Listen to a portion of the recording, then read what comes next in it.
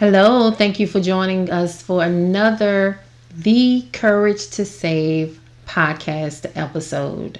I'm your host, Candace. It is my pleasure to share with you guys meaningful episodes that could help you not only save a life of someone that you love and even someone that you don't know, but also encouraging you to save your own life through social emotional learning techniques, and just thank you for showing up every single week and downloading a podcast. It is my pleasure to be here with you today.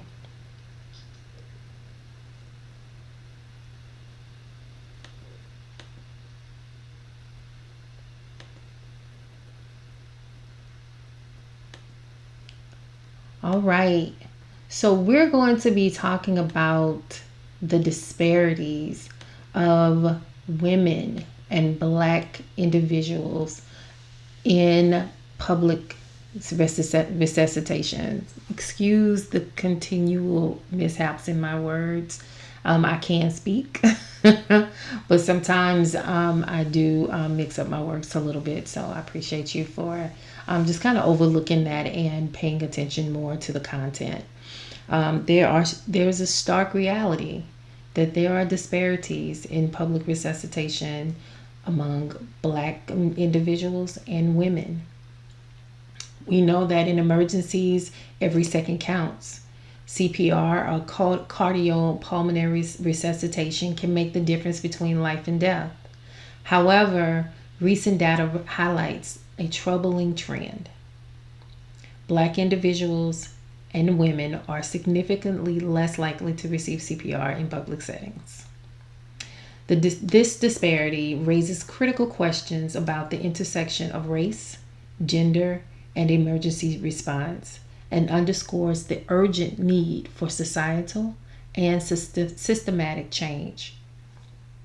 I am, as you probably have seen, some of my work, whether it be on my website, whether it be on YouTube, you can tell or you know that I am a woman. But not only am I a woman, I'm also Black. So when I came across this study, I was motivated to make sure that women, as well as Black and Brown communities, are aware of these disparities, but not so that we can be discouraged, but to be motivated to learn the skills, to share the skills, and when something or to happen, or something if something happens, we will be prepared to step into action instead of waiting on someone else to do it. The data behind the disparity shows that both racial and gender biases significantly impact the likelihood of receiving CPR in public. Studies have shown that Black individuals are less likely to be resuscitated. Various studies reveal that Black people experiencing cardiac arrest in public are less likely to receive bystander CPR compared to their white counterparts. This disparity persists even when controlling for factors such as socioeconomic status and location. So it doesn't matter if you're rich or poor or in the middle. And wherever you are, if you're Black, you're less likely to be resuscitated.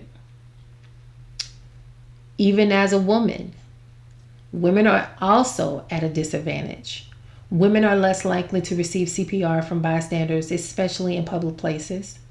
One reason cited is the fear of inappropriate touching, which deters some potential rescuers from initiating life-saving measures.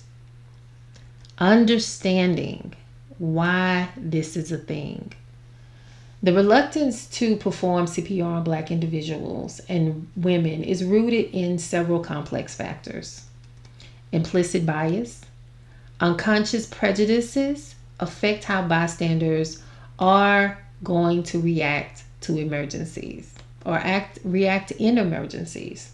Implicit biases can lead to hesitation or inaction when the person or victim is a black person or a woman, even if the bystander is unaware of their biases. Fear of legal repercussions.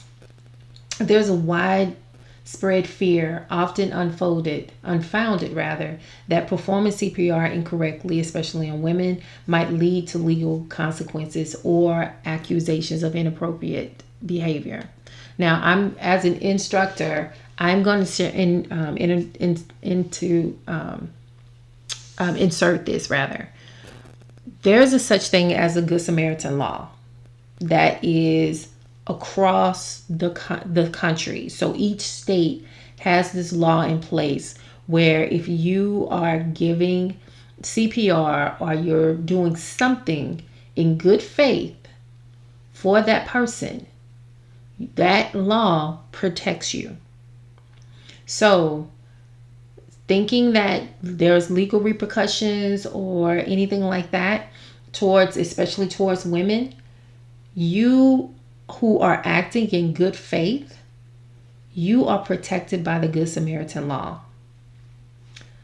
The next one is the lack of training and awareness. Many people lack adequate CPR training and confidence in their ability to perform it correctly.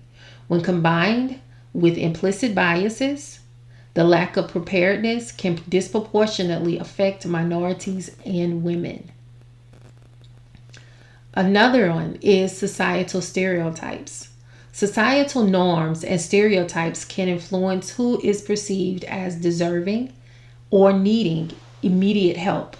These stereotypes often place women and black individuals at a disadvantage in emergency situations. The impact of this is the consequences of these disparities that are stark and life-threatening. Cardiac arrest survival rates are already low, but the chances of survival diminish further for black individuals and women due to the lower likelihood of receiving timely CPR. The gap in emergency care contributes to broader health inequities and highlights systematic issues within our society. Moving forward, what can we do? And what are some recommendations that we can actually put in place? So first of all, we need to make sure that we address and be aware of the disparity that requires a multifaceted approach. So we need to enhance CPR training, increasing the availability and accessibility of CPR training that can equip more people with skills and confidence needed to act in emergencies. Emphasis should be placed on overcoming biases and providing clear guidelines on performing CPR without fear of legal repercussions. Public awareness campaigns. Campaigns that raise awareness about the importance of providing CPR to all individuals, regardless of race or gender, can help reduce biases and encourage action. These campaigns should also tackle the myths and fears surrounding CPR. Policy changes.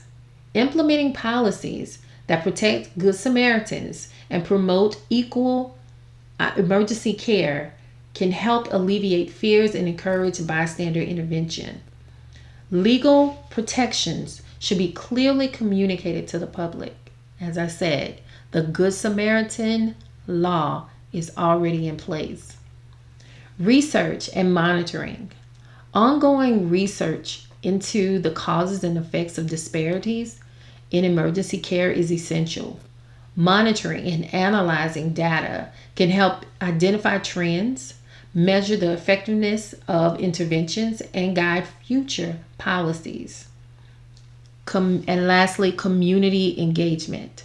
Building trust within communities, particularly among minority groups, especially Black people, can enhance emergency response efforts. Engaging with community leaders And organizations can promote education and encourage collective action. So what? The disparity in CPR administration for Black individuals and women in public settings is a sobering reminder of the pervasive impact of bias and inequity in our society. By acknowledging these issues and actively engaging to address them, we can move towards a future where everyone, regardless of race or gender, has an equal chance of receiving life-saving care in an emergency. It's a collective responsibility to ensure that life-saving measures like CPR are administered equitably, reflecting the values of justice and humanity that we strive to uphold. So, it's okay to give everyone CPR, especially if you are trained. And I also want to add this to why women are less likely to. Even people who are trained in CPR are hesitant to actually perform on women because we're more likely to be trained using a mannequin, a male mannequin, more so than a female mannequin. Preston products are doing a very good job in making sure that that is alleviated. Not only do they have mannequins with that are diverse skin tones, but they have recently come out with a mannequin with full chest that is that for training, a mannequin that is full chest for training, female chest that people can train with. So I encourage that if you're not CPR certified, get certified, but more importantly, get trained. If there are things that are going around that, because I know that what I do is I set up at different events that that people can actually put their hands on a mannequin and give compressions, and I share some tips rather. And so I know that there are other CPR trainers that are doing that as well. So when you see a CPR instructor or a trainer at an event, go and learn that those quick moments with that CPR instructor can actually help you save someone's life, regardless of race, regardless of gender. So again, I want to encourage you to do that. And thank you so much for tuning in to this broadcast, this episode rather.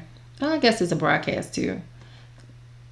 Understanding that everyone deserves CPR, not just CPR training, but also deserves CPR resuscitations in public, and get trained. Deal with your biases if you have any, so that you can be available to help in time of trouble.